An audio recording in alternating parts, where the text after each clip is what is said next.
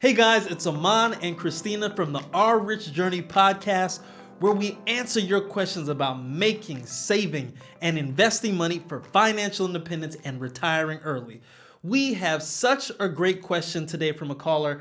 They are asking about how we managed our time on our journey towards FIRE, because we accomplished a lot in a little bit of time. And how we were able to do that, I think there's a lot to talk about with this question. But before we get into the question, Christina, how is your day going? My day is going very well. We just got off of a 3-day trip to Lisbon, just the two of us. Sanoa and Malia, our daughters, were at a UN summit for their school where they each got to represent a country and they got to debate and do all these negotiations and do proposals for different laws that they wanted people to adopt. And so while they were away, we went to Lisbon. We went on these yellow, tiny little, almost like motorbike go-karts throughout the city. And we tried all these great restaurants. It was like we were tourists in Lisbon. And we stayed at our favorite hotel. If you ever go to Lisbon, our favorite hotel is the Dare, right? It's the Dare Hotel in Lisbon. It's a little boutique hotel. Every time we go there, we have such an amazing time. When we first came to Portugal, it was the first hotel we stayed at. Remember that? And yes. It's right there in Chiado. So we got a chance to do all the touristy stuff and experience the culture. But then it was basically our home base for seeing the rest of Lisbon. Right. So we had such a great time in Lisbon. These kids need to go on more field trips so that we can do more trips like this without them. Right. I mean, don't get me wrong. I love, spending time with the kids, but I got to tell you, their food selection compared to ours is totally different. So True. We got a chance to just treat ourselves and eat and go to whatever restaurant. We went to that really nice restaurant. The girls, they wouldn't have done well there. No, they wouldn't have done well. The clams, they wouldn't have gone for that. The oysters? The oysters? Yeah. No, they wouldn't have done that. But before we go on too long about our great trip, let's answer this question. Such a good question. Yes, this is from Vest the Best, and she's asking about time management. So let's listen to her question. Hi, Aman and Christina. This is Vest the Best. I'm a long-time subscriber to your YouTube channel. It has been extremely inspirational for me on my own journey to financial independence. And I am recording this as Aman said he prefers. And my question is really about not about financial stuff, but more about time management. So over the years, I have noticed that you have been involved in so many activities that involve a huge amount of investment of time into learning about that stuff, researching things, understanding things. Like, for example, you did flipping, right? So flipping requires both the time to actually perform it and also to learn how to do it. You moved to Portugal. You acquired so much information about how to move. You did extra degrees. You learned about investments, as you often say, from scratch. So, and at the same time, you raised 2 children. And you had 9-to-5 jobs the whole time. Like, how did you guys do it? We all have 24 hours a day. Tell us the secret. How did you manage to do all that? Thank you so much. I hope you answered my question.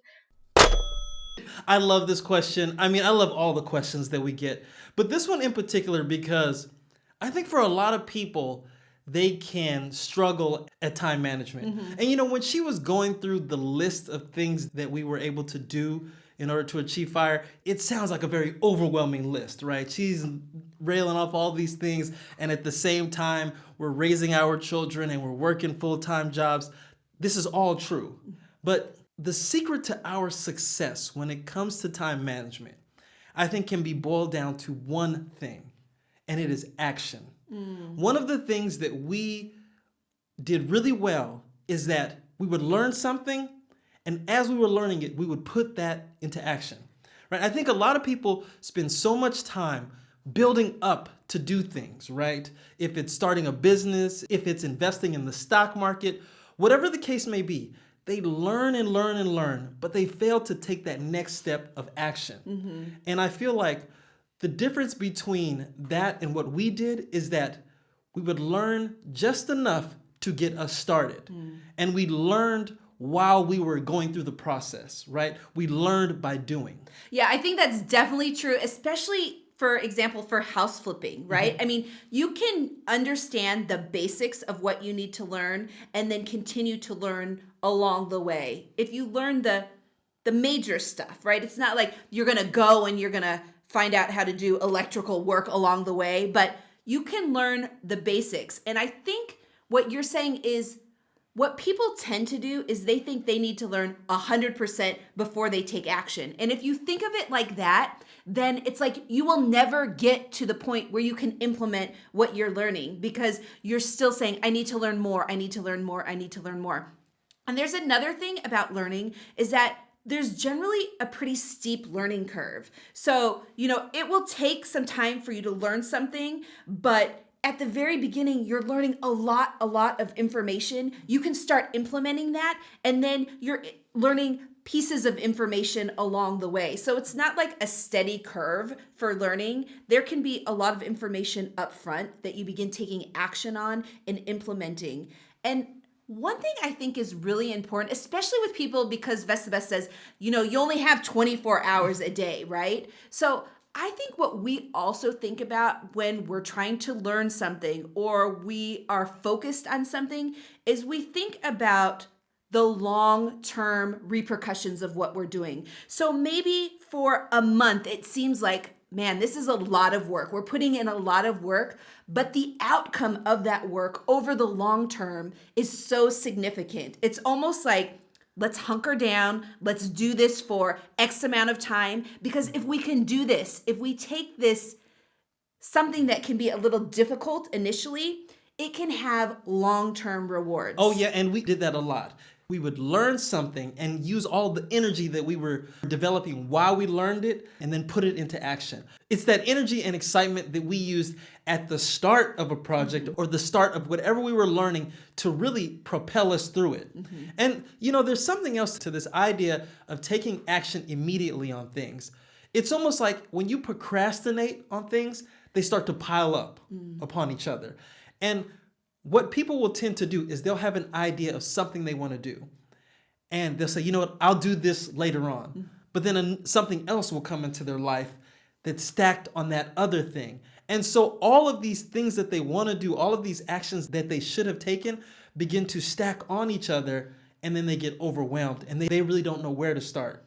I'm not saying that we've never been overwhelmed, because I can remember, especially when we were doing our home renovation, there would be times where we would get overwhelmed with things, but we would have to just quickly step back, assess, make a list or something like that, put things in order, and then immediately get back into moving forward.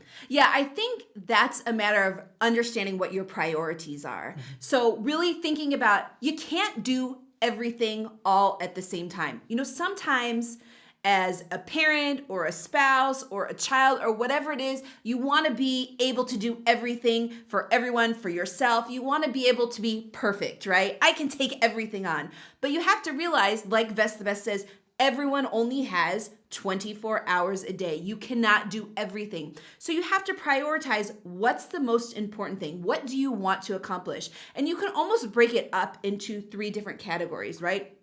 Things that I absolutely want to do, things that I'll do if I have time, and things that just aren't important to me. I'm just going to keep those at the bottom of the list, right? And then prioritize it like that. And I think there's also something to say about multitasking, because a lot of things you'll read where it says do not multitask, it can shift your brain from one project to the next. It can be very difficult. And I agree to that to some extent, but I also think that you can multitask and be productive. And what I mean by that is, for example, maybe your goal is this week for 7 days, I want to work out and I also want to learn about financial literacy. Well, you can listen to our podcast while you work out. You can watch a YouTube video while you work out, or listen to an audiobook while you work out. That's multitasking. That's not going to take your brain from focusing on one thing when you should be focused on the other thing. So when there are things that you can multitask, I think you should take advantage of that. But then again, there are certain things that you should not be multitasking on. For example, maybe your goal is to write a book. If your goal is to write a book, you really want to stay focused and focus on writing that book. You don't want to have your cell phone in the room. You don't want to have social media and your computer on the other side. The idea is just focus on that single task and make sure that there's not anything else obstructing your mind from working on that task. So in addition to prioritizing things, understand where you can be productive by multitasking and where you need to really just focus on one single task at a time. That's a really good point, because you really have to assess your strengths and weaknesses when you do something like that. You know, we did a lot of that multitasking when we were doing side hustles. And so I'll give you an example of that. What we would often do is we would add our activities onto our existing routines. So if we had a routine of picking the girls up from school and taking them to their basketball practice or something like that, in between that trip from school to basketball, maybe we stop off and we work on something that had to do with the house or our side hustle. After we did that, we would keep going. We really made sure that we maximized the amount of time that we had in a day. And you just have to do that at a certain point. When you are trying to accomplish a huge goal like achieving financial independence, you have to look for all of the fluff that you have in your life and start to tighten that fluff up. So people waste a lot of time. They waste a lot of time on their phone, watching TV. This may sound harsh, but they're really mindless activities. Now, I know a lot of people, they say that they are deflating from a hard day of work and they're just kind of, this is their downtime, but that downtime turns into all time, right? They're supposed to be down for maybe 15, 20, maybe an hour. The next thing you know, they look up and they've been on their phone for 3 or 4 hours. Right. You know, unfortunately, cell phones have made the amount of time that we waste move up exponentially. Yeah. When you're thinking about what you do with your day and you feel like you want to accomplish more, sometimes you have to raise the bar. And when I said earlier, we can't do everything, but a lot of times we could do more than what we think we can. And I'll give you an example, because when I was in law school and you were traveling back and forth from San Francisco to LA, I was in LA with the girls. We had a lot on our plate and everyone kept asking us, how do you do it? I can't imagine how you could do all that you're doing with going back and forth, having kids, being in law school. And for us, it was just, that was normal for us. That's what we had to do for those 2 to 3 years. That was the bar. I remember people would ask you that question all the time. Your other law school students would say, Christina, you have 2 kids. How are you able to be in law school at UCLA? Now, UCLA is like one of the top law schools in the nation. And I'm just going to brag for a little bit about how amazing you were, because you were also on law review. But for you, that was the bar that you set, right? You didn't know anything else but to perform it at that level. Yes. I would say. But I feel like if you put yourself in a situation, you can rise to that situation. So instead of, for example, going home from work, getting in your pajamas, getting comfortable, deflating for 15 minutes that turns into an hour, that turns into 3 hours, that turns into Netflix asking you, are you still watching? You know, change up that routine so that you can start to implement things so that you can better use your time when you would be sort of just vegging out otherwise. Yes.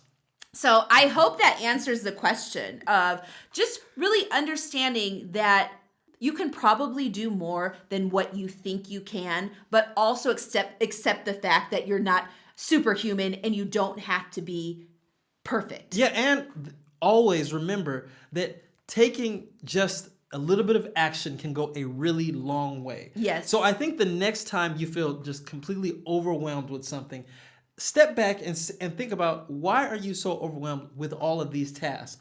Is it because you haven't taken action on many of these tasks and your list just keeps growing and growing? Right. Can I give one more example of the fact about taking action and not waiting for perfection or 100% knowledge about something is our YouTube channel. Oh, that's a good example. When we started our YouTube channel, we made our very first video and we sat on it for maybe a week. I think it was a week. And we figured no one's going to watch it anyway, so let's just play it. But if you go back and you look at that YouTube video, you will see the progression that we made from the very first video up until our more recent videos. We were awful. We were awful. But if we would have waited to become perfect, and we're still not perfect, we would have never put out a video. We would have never done anything. We would have never taken action. So I encourage people that are trying to learn things in order to implement things on their financial independence journey with financial literacy, with investing, with saving and making money. You don't have to be perfect before you make a move, before you take action. Because if you wait for perfection, you will never take action. So that is our response to you. Take action. Don't wait for perfection.